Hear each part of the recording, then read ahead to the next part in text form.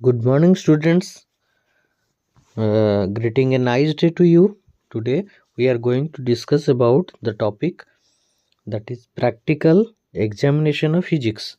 Physics में आपका कैसा क्वेश्चन आएगा, मार्क का डिस्ट्रीब्यूशन कैसा रहेगा, एक्सपेरिमेंट कितना आएगा और एक्टिविटी में आपका मार्क कितना आएगा। वाइवा जो है उसमें आपका कितना मार्क आएगा, प्रोजेक्ट में कितना मार्क और एक्टिविटी में आपका कितना मार्क आएगा। देखो, फुल मार्क आपको मालूम है, फुल मार्क 30 ही होगा आपका। Section A, section B, section C, 3 section होगा आपका।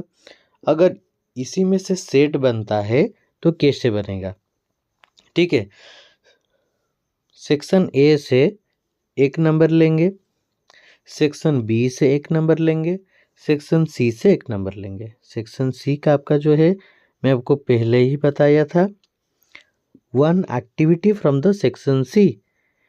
2 experiments you will do in the section A and B. Okay. Then we will go to the set. ये हो गया आपका सेट ए। अगर सेट ए या फिर सेट 1 में section A, section B, section C, मैं आपको बोला था कि ये जो सेक्शन है, section A and section B से आपका एक एक क्वेश्चन आएगा। तीसरा क्वेश्चन आपका आएगा सेक्शन सी से, जो एक्टिविटी बेस्ड क्वेश्चन है। आपने सबमिट किया होगा फिजिक्स में, एक रिकॉर्ड, एक आपका एक्टिविटी, दूसरा आपका प्रोजेक्ट। ओके, सेट 1 में किस तरह क्वेश्चन आएगा देख लीजिए। सेट 1 में आपका सेक्शन ए से to determine resistivity of 2 wires by plotting a graph for potential difference versus current. Potential difference B होता है, करंट आई होता है, आपको मालूम होगा। सेक्शन बी से to determine angle of minimum deviation for a given prism by plotting graph between angle of incidence and angle of deviation.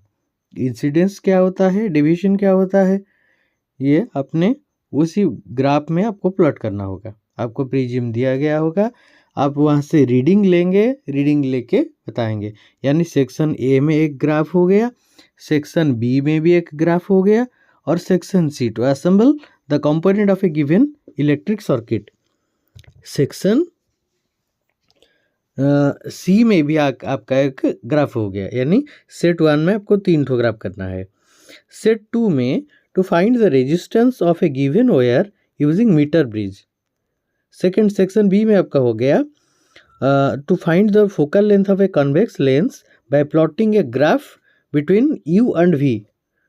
ये आपका हो गया, ग्राफ बनाना पड़ेगा। सेक्शन सी से to observe the diffraction of light due to an thin slit.